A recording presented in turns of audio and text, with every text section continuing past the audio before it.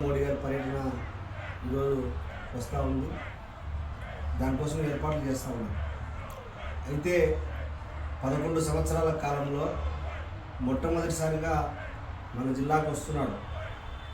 వచ్చేటువంటి సందర్భంలో ఈ రాష్ట్రానికి, ఈ వెనుకబడినటువంటి రాయలసీమ ప్రాంతానికి, మన జిల్లాకు ఏమైనా ప్రయోజనం చేకూర్చేటువంటి ప్రకటన చేసి రావాలా, లేకపోతే మోడీ గో బ్యాక్ అనేటువంటి నిరసన కార్యక్రమాన్ని అన్ని మండల కేంద్రాల్లో రేపు 14వ తేదీ నిర్వహించబోతూ ఉన్నాం.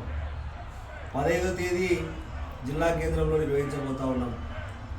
ఈరోజు రాయలసీమ ప్రాంతంలో ప్రత్యేకంగా రాష్ట్ర విభజన జరిగినటువంటి సందర్భంగా రాయలసీమకి ప్రత్యేక ప్యాకేజ్, వెనుకబడిన ప్రాంతాలకు ప్రత్యేక ప్యాకేజ్ ఇస్తామని చెప్పేసి పార్లమెంట్లో ప్రకటన చేస్తే, ఇంతవరకు ఆ పార్లమెంట్లో చేసినటువంటి ప్రకటనకి ఎటువంటి నిధులు కేటాయించకపోవడం వల్ల ఈరోజు వలసలు, ఆకలి చావులు, ప్రాజెక్టులు పెండింగ్లో ఉన్న ప్రాజెక్టులు పూర్తి కాకపోవడం వల్ల, లేదా నిరుద్యోగ యువతకు ఉపాధి లేకపోవడం వల్ల అనేక సమస్యలతో ఈరోజు రాయలసీమ ప్రాంత ప్రజానీకం సతమతమవుతూ ఉన్నారు. ఈరోజు కర్నూలు జిల్లాలో హెడల్ ప్రాజెక్టులో భూములు తీసుకుని వస్తూ ఉన్నారు. లేదంటే మీరు ఏమి అభివృద్ధి చేస్తూ ఉన్నారో గత ప్రభుత్వంలో అధికారంలో ఉండేటువంటి సమయంలో ఈరోజు రైతాంగాన్ని ఆదుకుంటామని చెప్పేశారు. ఈరోజు కర్నూలు జిల్లా, రాయలసీమ ప్రాంతానికి సస్యశ్యామలంగా ఉండేటువంటి సిద్ధేశ్వరం అలుగు నిర్మాణాన్ని ఇంతవరకు చేపట్టలేదు. లేదా రాయలసీమ ప్రాంతంలో ఉన్నటువంటి కడప ఉక్కు పరిశ్రమను ఇంతవరకు 4 ముఖ్యమంత్రులు అయ్యారు తప్ప కడప ఉక్కు పరిశ్రమను ఇంతవరకు ఒక్కరు కూడా ప్రశ్నించేటువంటి పరిస్థితి లేదు. లేదా ఈరోజు మేము శ్రీశైలానికి వస్తూ ఉన్నాడు బ్రహ్మరాంబిక మల్లికార్జున స్వామిని దర్శించుకోవడానికి. ఈరోజు అక్కడ రైల్వే కనెక్టివిటీ ఉండే రైల్వే ప్రాజెక్ట్ని వెంటనే ప్రకటించాలని చెప్పేసి ప్రకటించి రావాలని చెప్పేసి మేము కోరుతా ఉన్నాం. అదేవిధంగా ఈరోజు ప్రధానమైనటువంటి సమస్యలు, ఈరోజు ప్రత్యేక హోదా, ఆంధ్రప్రదేశ్ రాష్ట్రానికి ప్రత్యేక హోదా ఇస్తాం, విభజన హామీలు అమలు చేస్తామని చెప్పినటువంటి నరేంద్ర మోడీ ప్రభుత్వం ఈరోజు రాష్ట్ర రాజధానికి వచ్చి ముంత మట్టి ఇచ్చి పోయాడు తప్ప ఏమాత్రం కూడా ప్రకటన చేయలేదు. అదేవిధంగా పెద్ద ఈ రాష్ట్రంలోనే అత్యంత 2 లక్షల మందికి ఉపాధి కల్పించేటువంటి విశాఖ ఉక్కు స్టీల్ ప్లాంట్కి సంబంధించి ఈరోజు ప్రైవేటీకరణ చేస్తామని చెప్పేసి చెప్తా ఉన్నాడు. గతంలో అధికారంలోకి వచ్చినప్పుడు మేము ప్రైవేటీకరణ చేయమని చెప్పినట్టున్నాడు. ఈరోజు ప్రైవేటీకరణ వేగంగా తీసుకుపోతా ఉన్నాడు.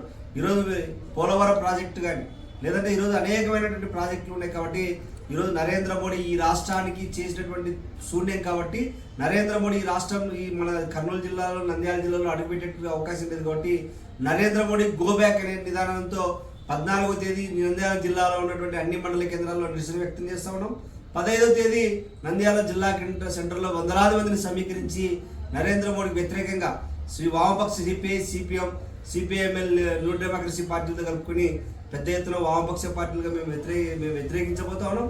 ఈ పర్యటన పూర్తిగా చేస్తూ ఉన్నాం. ఈరోజు మీకు అందరికీ కూడా తెలుసు, ఈరోజు నరేంద్ర మోడీ స్వయంగా ఈ భారత రాజ్యాంగాన్ని కాపాడాల్సినటువంటి నరేంద్ర మోడీ ప్రధానమంత్రిగా ఉండి చీఫ్ జస్టిస్ మీద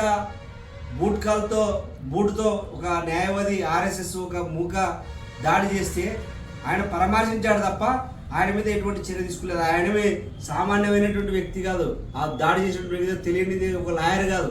ఈరోజు హైకోర్టులో కౌన్సిలర్గా ఉన్నటువంటి వ్యక్తి, హైకోర్టులో సుప్రీంకోర్టులో కౌన్సిలర్గా ఉన్నట్టే హైకోర్టులో ఒక జడ్జితో సమానం ఉన్నటువంటి వ్యక్తి, ఒక మతోన్మాదానికి సంబంధించినటువంటి వ్యక్తి ప్రధాన చీఫ్ జస్టిస్ మీద దాడి జరిగితే ఇంతవరకు ఆ దాడిని ఖండించలేనటువంటి వాళ్ళు ఉన్నారు. కాబట్టి ఈ అన్ని సంఘటనల మీద కూడా ఈరోజు రేపు రాబోయేటువంటి నరేంద్ర మోడీ ప్రభుత్వానికి వ్యతిరేకంగా ఖచ్చితంగా ఉద్యమం చేస్తాం. నరేంద్ర మోడీ గో బ్యాక్ అనే నినాదంతోనే రేపు పెద్ద ఎత్తున ఉద్యమాన్ని చేస్తామని చెప్పేసి తెలియజేస్తాము.